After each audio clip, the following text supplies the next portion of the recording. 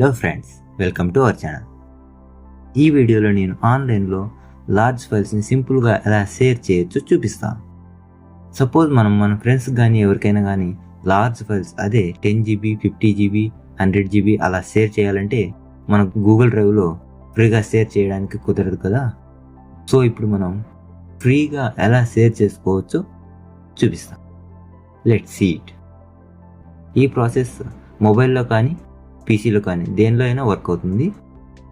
So first బ్రౌజర్ని open చేయండి. Open చేశాక టాఫీ షేర్ అని సెర్చ్ చేసి ఆ వెబ్సైట్ని ఓపెన్ చేయండి. అలా కాకుండా నేను డిస్క్రిప్షన్లో ఒక లింక్ ఇస్తాను, ఆ లింక్ మీద క్లిక్ చేసైనా డైరెక్ట్గా ఇక్కడికి వచ్చేయచ్చు. మనకి ఈ వెబ్సైట్ ఇలా సింపుల్ ఇంటర్ఫేస్తో కనిపిస్తుంది. ఇక్కడ మనకు ప్లస్ ఐకాన్ కనిపిస్తుంది కదా, దాని మీద క్లిక్ చేసి మనం షేర్ చేయాలనుకుంటున్న ఫైల్స్ని సెలెక్ట్ చేసుకోవాలి. అలా సెలెక్ట్ చేయగానే మనకు ఒక షేర్ లింక్ జనరేట్ అవుతుంది.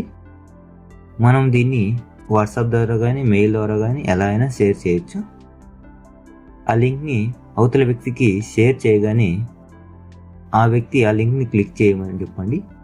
ఆ లింక్ని క్లిక్ చేయగానే ఇలా ఈ పేజ్ ఓపెన్ అవుతుంది. అప్పుడు ఇలా డౌన్లోడ్ అని కనిపిస్తుంది.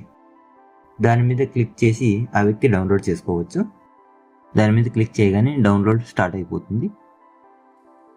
బట్ ఈ వెబ్సైట్ లింక్ షేర్ చేశాక అవతల వ్యక్తి డౌన్లోడ్ చేసుకోవడం పూర్తి అయ్యేంత వరకు ఈ వెబ్ పేజ్ని క్లోజ్ చేయకూడదు. అలా క్లోజ్ చేస్తే ఆ లింక్ వర్క్ అవ్వదు. ఎందుకంటే ఈ వెబ్సైట్లో ఎలాంటి డేటా స్టోర్ చేసుకోదు. డైరెక్ట్గా మన సిస్టమ్ నుంచి అవతల వ్యక్తి డౌన్లోడ్ చేసుకుంటారు. సో అలా క్లోజ్ చేయకూడదు. ఇలా డౌన్లోడ్ కంప్లీట్ అవ్వగానే మనం క్లోజ్ చేయొచ్చు.